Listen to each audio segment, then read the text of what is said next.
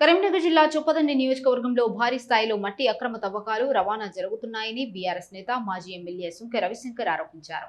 MLA సత్యం అండదండలతో చెరువులనే లక్ష్యంగా చేసుకుని మట్టి మాఫియా రెచ్చిపోతుందని మండిపడ్డారు. గంగాధర మండలం కురిక్యాల గ్రామ చెరువును మాజీ ఎమ్మెల్యే సుంకె రవిశంకర్ పరిశీలించారు. కేవలం 50 క్యూబిక్ మీటర్లకు మాత్రమే అనుమతులు తీసుకుని వేలాది క్యూబిక్ మీటర్ల మట్టిని చెరువుల నుంచి అక్రమంగా తరలిస్తున్నారని ఆరోపించారు.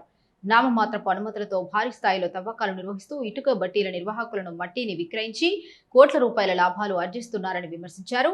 గుమ్లాపూర్, కాట్నపల్లి, కురిక్యాల, ఉప్పరమల్యాల, ఘర్షకుర్తి, విలాసాగర్, వెలిచాల గ్రామాల్లో రాత్రింపవళ్లు వందల లారీలతో మట్టి రవాణా కొనసాగుతుందని తెలిపారు.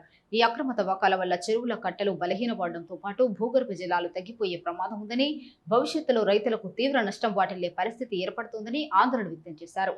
ధాన్యం రవాణాకు లారీలు దొరకక రైతులు ఇబ్బందులు పడుతుంటే మట్టి మాఫియాకు మాత్రం వేల సంఖ్యలో లారీలు అందుబాటులో ఉండడం ప్రభుత్వ వైఫల్యానికి నిదర్శనమని వివరించారు.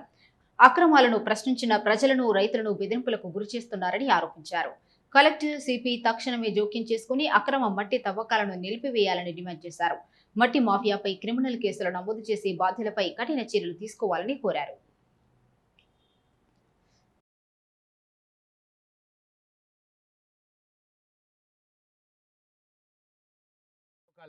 మరి ఇక్కడ లారీలు వందలాది వేలాది లారీలు రోజు మట్టిని తరలించుకుపోతున్నటువంటి సందర్భం వచ్చింది.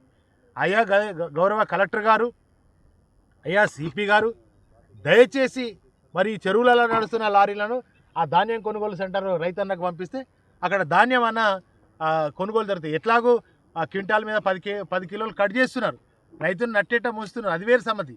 కానీ ఈ యొక్క చెరువులలో జరుగుతున్నటువంటి దోపిడీ మాఫియా, ఇలా మట్టి మాఫియా, ఎమ్మెల్యే సత్యం గారు మట్టి బుక్కుతున్నాడు, కోట్ల రూపాయల మట్టి బుక్కుతున్నాడు. కనుక దీన్ని ఆపేవారు లేరు. పర్యవేక్షణ లోపం ఉన్నది. ఎవరన్నా అడిగితే వాళ్ళని చంపుదామని బెదిరిస్తున్నటువంటి